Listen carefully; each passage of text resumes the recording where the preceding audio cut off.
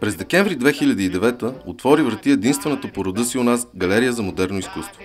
За събитието в София пристигна изкуствоведа Диана Пикасо, внучка на велики артист. Тя представи серия еротични рисунки на легендарния си предшественик и книга, посветена на еротичното му творчество. Това е много красива, хубава галерия. Il y a une très belle représentation de Picasso qui est intéressante parce que ça couvre différentes périodes de sa vie. Но това, което се вижда там от Пикасо, любопитното в това е, че то покрива различни периоди от неговия живот. Впечатляващите експозиции на големия Пикасо, бащата на поп-арта Анди Уорхол и образците на американското изкуство, любимецът на звездите Хънс Лонъм, премиерата на най-влиятелния жив артист Деймиан Хърст в България, най-голямата изложба от графични творби на Салвадор Дали гостувала досега у нас, доказаха високото ниво и сериозни цели, които галерията си поставя. За изминалите 3 години арт-салонът реализира 24 значими експозиции, посрещна редица световно известни гости и събра многобройна възторжена публика, колекционери и арт-ценители. Всички работи, които са в галерията, са с музейно качество. Те са притежавани от най-големите известни музеи по света. На Салвадор Дали в Барселона, на Пабло Пикасо в Париж, на Анди Уорхол, както и всички големи Тейт, Modern Art, МОМА в Ню Йорк. Концепцията и мащабите на всеки арт-проект маркираха динамичния дух на новата галерия. Голям успех е и първото участие на едно от най-престижните арт-изложения – Фестивалът на съвременното изкуство в Истанбул 2012. С изчистения си интериор, арт-пространството се превърна в уютен фон за произведенията, които излага. Майсторът на поп-арта Хънс Лонъм се появи на българската живописна сцена с картините, омагьосали звезди като Шерън Стоун, Джулиан Мур и ред други холивудски величия. По време на престоя си художникът отдели специално внимание на най-малките, като им разкри някои тайни от прочутите си портрети на зайци. Една от причините, поради които рисувам тези животни, е да помогна доколкото мога с опазването им.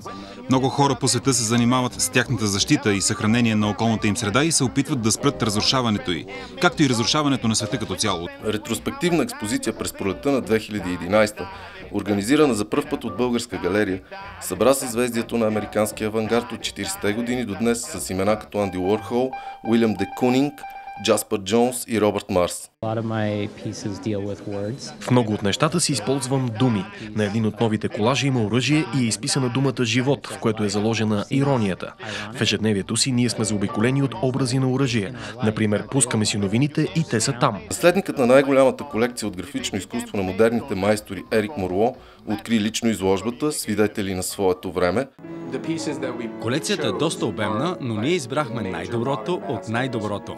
Ще може да видите творби на Пикасо, Шагал, Леже, които представят най-ударните части от историята на галерията Морло през 40-те, 50-те, 60-те години.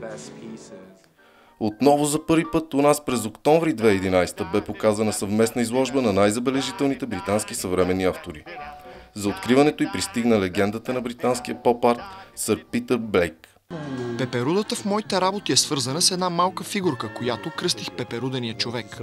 Оттам тръгна цялата серия с пеперудите в творбите ми.